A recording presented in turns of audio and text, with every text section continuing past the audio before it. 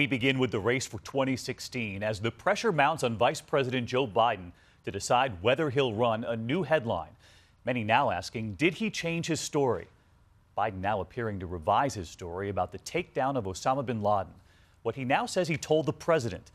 We all remember that image, the president's inner circle watching as the Navy SEALs moved in. Biden, who long said he told the president not to send those teams in, tonight saying something else, that he told the president in private that he should go for it. ABC's chief White House correspondent Jonathan Karl leading us off.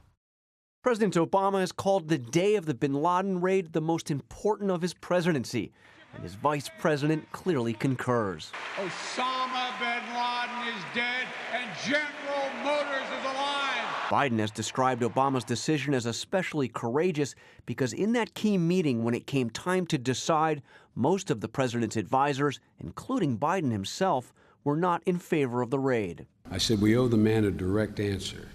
Mr. President, my suggestion is don't go. We have to do two more things to see if he's there. Today, Biden offered an entirely different account of what happened on that fateful day, saying he didn't give his opinion until after the meeting when he was alone with President Obama.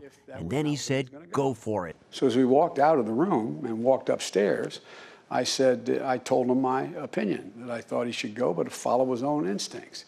But it would have been a mistake. Imagine if I had said in front of everyone, don't go or go, and his decision was a different decision. But until today, Biden has said he told Obama and his team that night to hold off on the raid.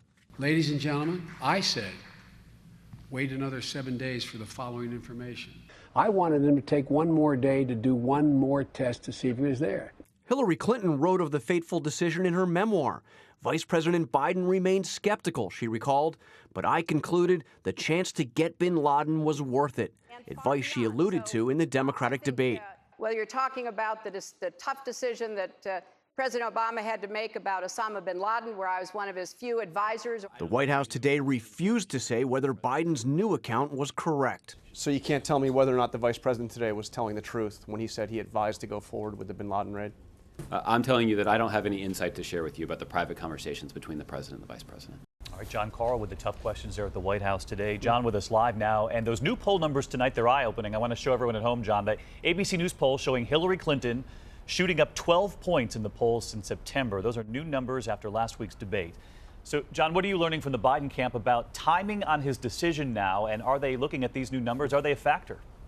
Biden's team says that decision could come at any time, David. As for the polls, they say the polls really are not a factor for the vice president. But I've got to tell you, I have spoken to several longtime Biden friends and advisors who believe the vice president simply waited too long and that his time has passed. John Karl leading us off tonight from the White House. John, thank you.